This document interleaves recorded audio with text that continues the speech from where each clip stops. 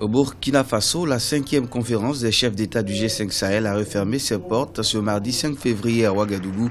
Au terme des travaux, les parties prenantes à la rencontre se sont dites satisfaites des conclusions qui ont permis de raviver leur détermination à poursuivre le combat contre le terrorisme.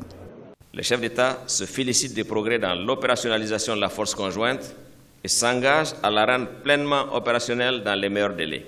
Ils réaffirment leur volonté de mobiliser davantage de ressources internes à son profit. Avec 2,4 milliards d'euros enregistrés au titre des intentions de financement de la force conjointe, des actions déterminantes devraient prochainement voir le jour sous le leadership du président Kaboré, nouveau président en exercice de la force.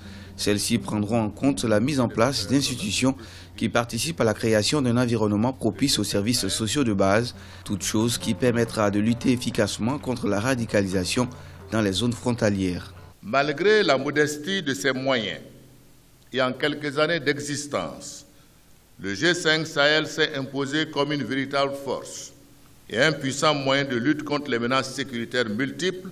Enfin, pour ce qui est des perspectives, la force conjointe s'active à être en phase avec les défis du moment.